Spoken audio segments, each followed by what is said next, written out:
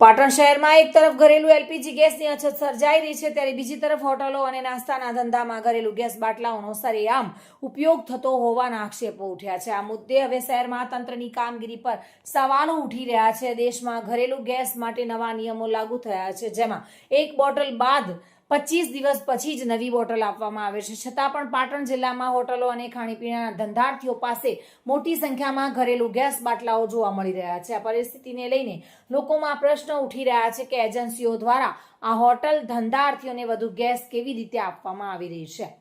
એક તરફ સામાન્ય નાગરિકોને ગેસ માટે રાહ જોવી પડી રહી છે, જ્યારે બીજી તરફ વેપારીઓ દ્વારા ઘરેલું ગેસનો દુરુપયોગ થતો હોવાના આક્ષેપો સામે આવ્યા છે. આ સમગ્ર મામલે લોકોમાં ચર્ચા ચાલી રહી છે કે તંત્ર દ્વારા કડક કાર્યવાહી થશે કે નહીં. સાથે જ ગેસ વિતરણમાં ભેદભાવના આક્ષેપો પણ ઉઠી રહ્યા છે. ઘરેલું ગેસ જેવી આવશ્યક ચીજમાં આ પરિસ્થિતિ ઊભી થવાથી સામાન્ય નાગરિકો માટે મુશ્કેલીઓ વધી રહી છે. હવે જોવાનું એ રહેશે કે પાટણ તંત્ર આ મામલે શું પગલાં લે છે અને ગેસના દુરુપયોગ પર ક્યારે કડક કાર્યવાહી કરવામાં આવશે. દિગ્નેશ સુથાર સાથે bureau report, today Gujarati news.